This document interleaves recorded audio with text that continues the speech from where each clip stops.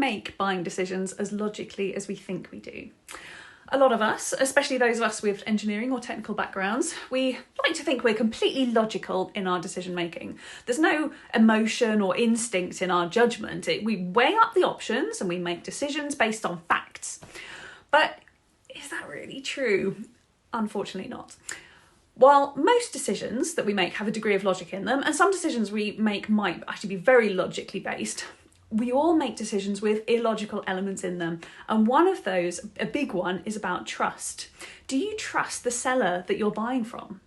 So often we choose not to buy something because we get a bad feeling about it. We might not be able to explain why, but it's there, that niggling feeling in the back of our mind. Have you ever felt that? And it's caused by the primitive part of our brain becoming alert to something unexpected that it thinks could be a threat. And back when we were living in caves, this chimp part of our brain would spot a predator's footprint in the dirt or subtle change of colour in a plant that might indicate it's poisonous or something like that. But in our modern world, this part of our brain is also hyper alert to things that it doesn't expect. And the reason this is important to your marketing is because you actually want your customers to be able to make fairly logical decisions as much as they can. You want them to buy your product or your service because it'll solve the problem they have and because they're going to get loads of value from it. You don't want them to rush into a decision, a bad decision, and then regret it later because they'll be a bad client. You don't want them to walk away from your business because it doesn't feel right. So your marketing needs to make sure that that primitive part of your customer's brain stays asleep.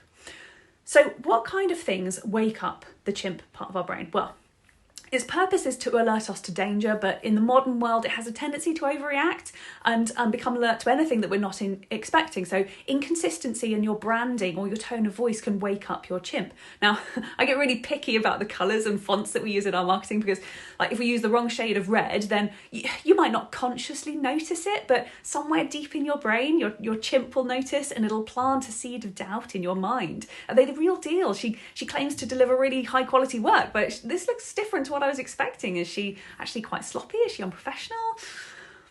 Every business wants to look professional and trustworthy, but you can't look trustworthy if your brand is applied inconsistently and there are typos all over your website.